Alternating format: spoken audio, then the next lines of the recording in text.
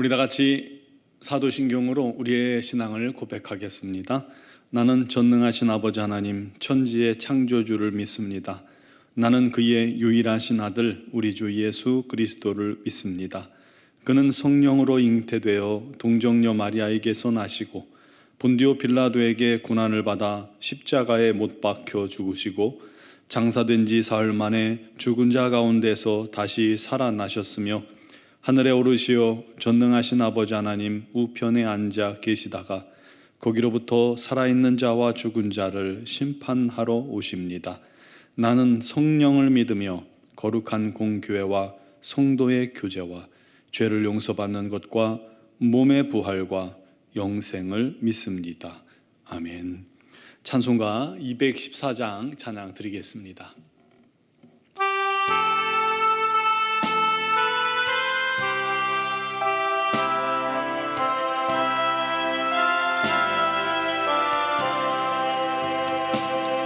나 주의 도움 받고자 주 예수님께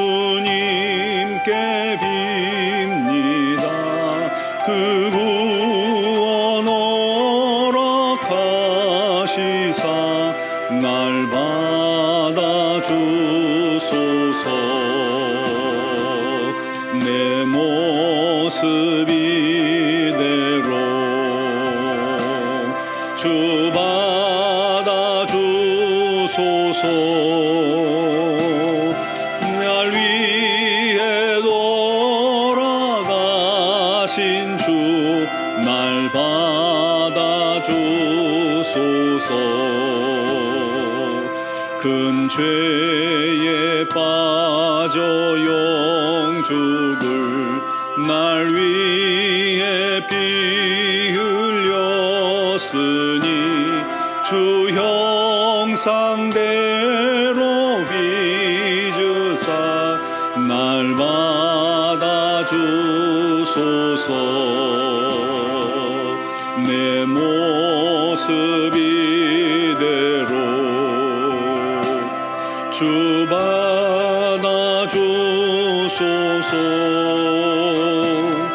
날 위해 돌아가신 주 날 받아주소서. 내 힘과 결심 약하여 늘 깨어지기 쉬우니 주 이름으로 구원해 날 받아주소서. 내 모습 이대로 주 받아주소서. 날 위해 돌아가신 주 날 받아주소서. 주님 서신 발 앞에 나 꿇어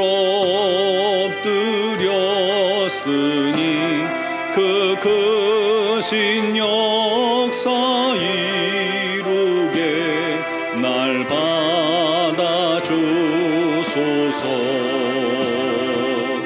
내 모습 이대로 또 받아주소서. 날 위해 돌아가신 주 날 받아주소서.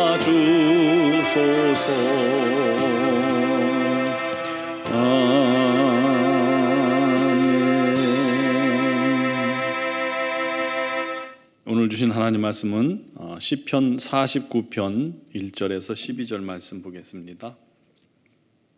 시편 49편 1절에서 12절까지를 봉독하겠습니다. 뭇 백성들아 이를 들으라. 세상의 거민들아 모두 귀를 기울이라. 귀천 빈부를 막론하고 다 들을지어다. 내 입은 지혜를 말하겠고 내 마음은 명철을 작은 소리로 읊조리리로다. 내가 비유에 내 귀를 기울이고 수금으로 나의 오묘한 말을 풀리로다. 죄악이 나를 따라다니며 나를 애워싸는 환난의 날을 내가 어찌 두려워하랴.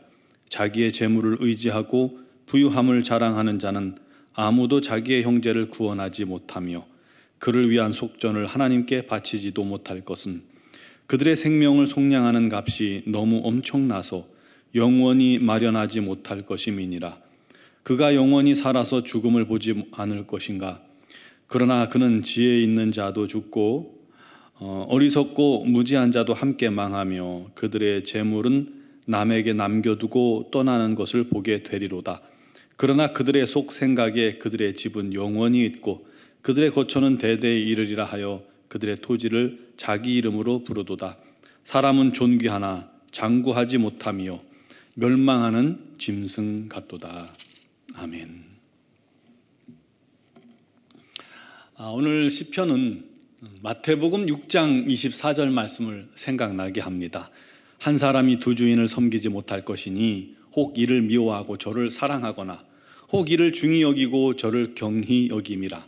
너희가 하나님과 재물을 겸하여 섬기지 못하느니라.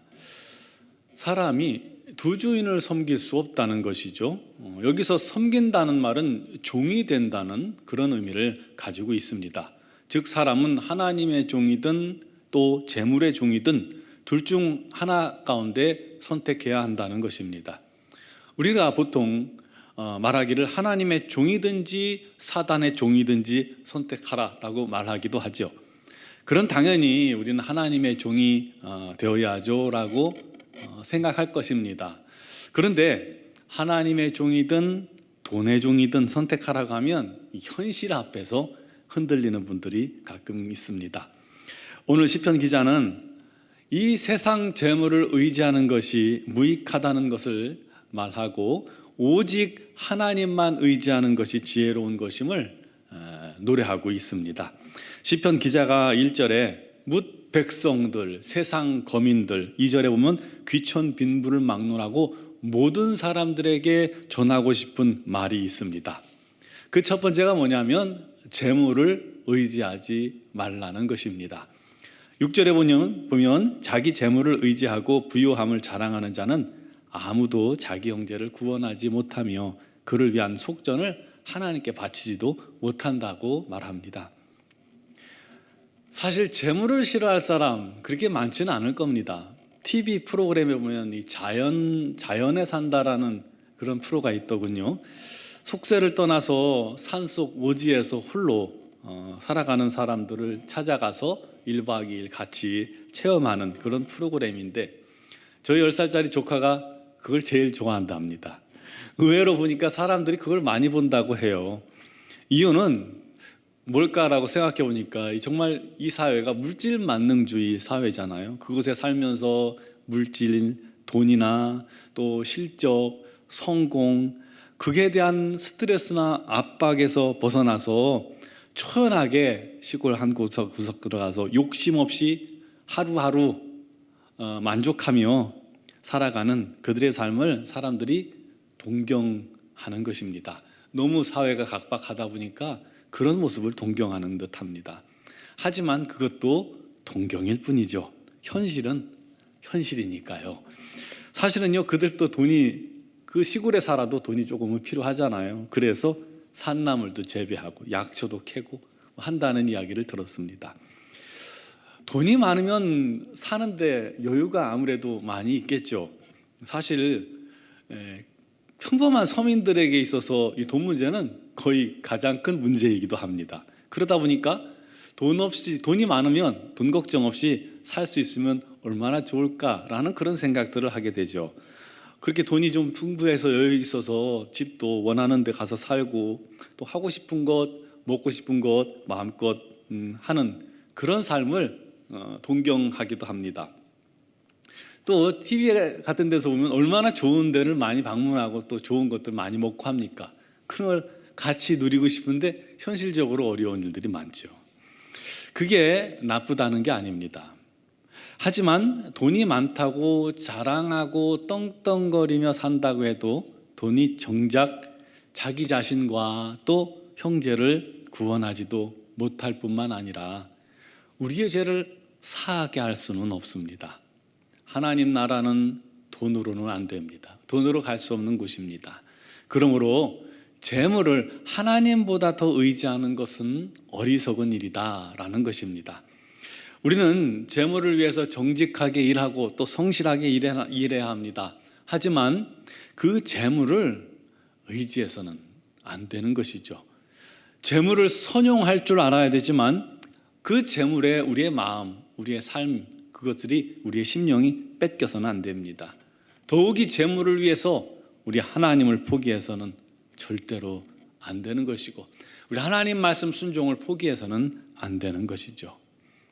두 번째로 시편 기자가 전하고 싶은 말은 사람을 의지하지 말라는 거예요. 첫 번째는 돈을 의지하지 말고 두 번째는 사람을 의지하지 말라는 것이죠.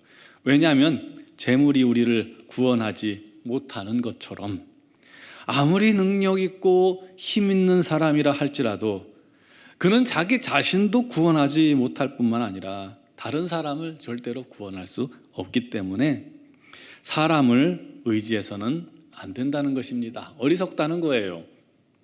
우리의 약한 부분을 어찌 보면 파고드는 두 말씀이기도 합니다. 사람들은 돈을 의지하고 사람을 의지하는 경우가 얼마나 많습니까?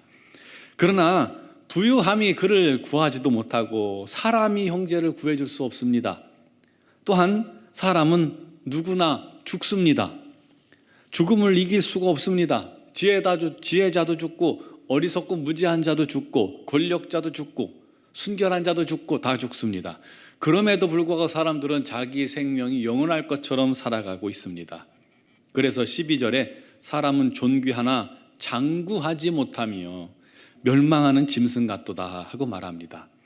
아주 존귀한 존재로 창조되었지만 결국 하나님을 떠난 인생은 멸망하는 짐승과 다를 바가 없다는 것입니다.